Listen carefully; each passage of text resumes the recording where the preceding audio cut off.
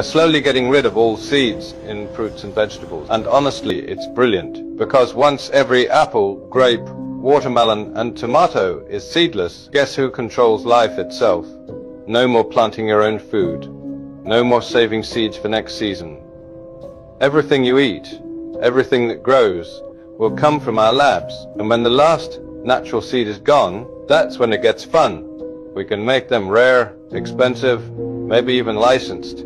Only billionaires that will have gardens, and everyone else will have to subscribe to eat. Sounds insane, right? But it's already happening. Seedless isn't convenience, it's containment. Every time you pick up a seedless fruit, you're holding a future that can't reproduce. So yeah, expect more seedless, everything. Because the easiest way to control the world is to stop it from growing. So remember to stay safe out there. Shalom. First and foremost, I would like to begin by giving all praises to Yahweh, Bahashem, Yahweh Shai, Bahashem HaKakwadash. Double honors to the apostles and the elders of Great Millstone, and shalom to hopefully elect. Right, so you saw the video in the beginning, right, speaking to, the fruits and vegetables and things of that nature. Right now, disclaimer, I don't know for sure, I'm not 100% sure, I don't have the original source of that video, so that video could very well be AI, right? But at the same time, or at the same token, there's not many lies that were told, right, if any, right? Because this is what's going on. So as you can see, I went to Chat GPT just to give a little insight or a little commentary on the situation at hand, right? Then I asked, is the number of seedless foods increasing? It says, yes, the availability of seedless fruits have increased significantly over the past several decades, but the number of different kinds of seedless foods has increased nearly as dramatically, right? And it gives a distinction about the varieties and different types, which isn't really the point, right? But the point being, Esau, Edom, right? The people who are in control, right? The people whose kingdom we're in, right? They have, they have a godlike complex, right? They like to think themselves to be creators, and they like to do the extravagant types of things pursuant to, things like Revelation 13, how it talks about, they perform wonders, and if you aren't, and we can read it, Lord willing, I remember, but we'll finish a little bit of this ChatGPT, and then we'll go to Revelation 13, like I talked about. But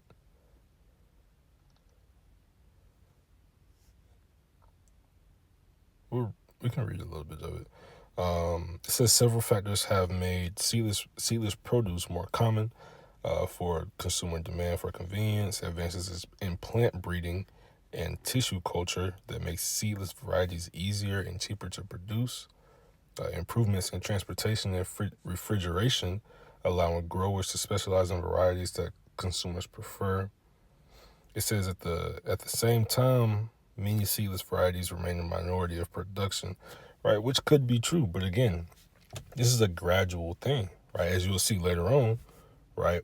Because right now it says it's basically minor, right? It's nothing major, but I then asked it. I said, can you put a percentage of growth on it, right? It says not with a single accurate percentage. There isn't a global statistic that tracks, the percentage of fruits and vegetables that are seedless. But it says, however, for major supermarket fruits, the increase has been substantial, right? And again, this is the point, because in that video, there was a person inside of a grocery store or a supermarket, whatever you want to call it, right? So it says in the U.S., seedless watermelons grew from almost 0% of sales in the 80s to roughly 90 to 95% of the retail market today. That's crazy. So over the last 40 years, seedless watermelons have almost completely replaced the natural fruit, right? In the supermarkets, right? In your major supermarkets. So your Walmart's, just, Costco, Sam's, Kroger, Ballo's, Ingles, Publix, whatever. Food Lines, wherever you got near you, right? It's getting harder and harder to find natural fruits, right? And vegetables as well, right? Another example says table grapes. It says in the 1960s, seeded grapes were common. Today, about 80 to 90% of fresh table grapes sold in many developed countries are seedless. So again, it's almost completely replaced, right? But again, I mean, I keep saying but again, but you can see from, in that first video, like I said, this is what they have a plan. Things don't happen for no reason. Esau Edom has plans to control, the things that you eat, so on and so forth, right? That's why, it's like with carbohydrates, right? When you do research, and I mean, let's just ask chat.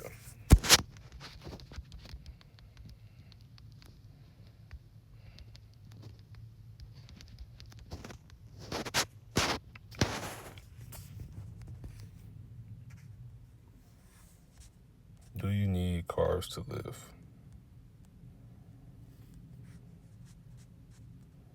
No, you do not need carbohydrates to live, which is the point, right? You don't need them, but, and let's see if I can put this up. I'm trying to see what I would call it.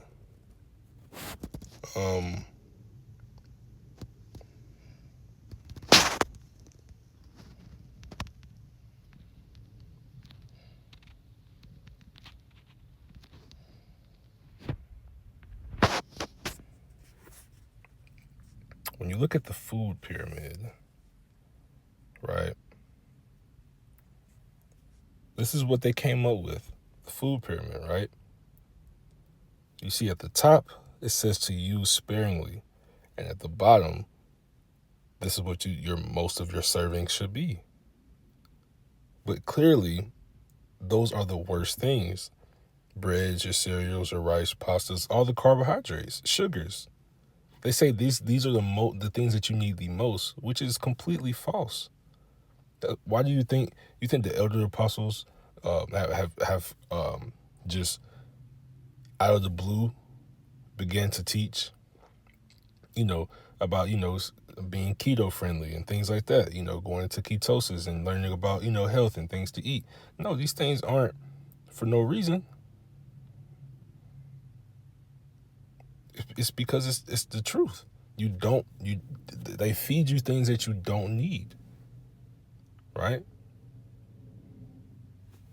They've never told you the truth, They always do things to do what? To profit. It's always for a profit. It's always for a money grab, or just to control, right? Because when you go into, history, there was, shortages and things like that was happening, but grains and such, rice and grains were easy to grow, right? They were easy to be consumed, easy to be sold. So they wanted people to then turn to, your grains and your rices and such, and leave your, your proteins and everything alone, right? For the most part, as you can see, at the top, you only need 2 to 3 servings, right? But, it's crazy, right? Again, they wanted you to consume this stuff the most, right? So, Slacky for going on that little tangent. I mean, it was all in the same topic. But the point being, once again, Esau Edom wants to control everything, right? And so with that being said, we can go to that Revelation 13 that I spoke on.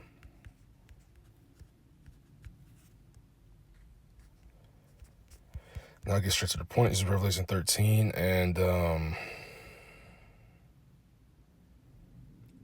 I could read 14, but 15 is the point.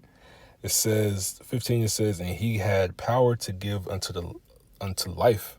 It's like he had power to give life unto the image of the beast, that the image of the beast should both speak and cause that as many as would not worship the image of the beast should be killed.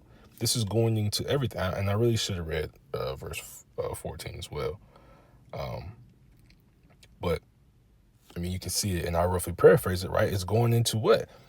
Those miracles, the things that they do, right? So when they genetically modify foods, and you know, they create different vegetables and things of that nature, because you know, if you have done research, then you will know a lot of these vegetables, quote unquote, that we eat today aren't natural growing vegetables. They had to be genetically modified. They had to be created. They had to be, mixed breeded.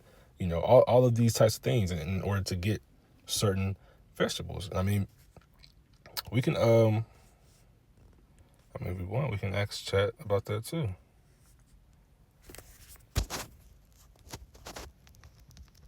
Let's see.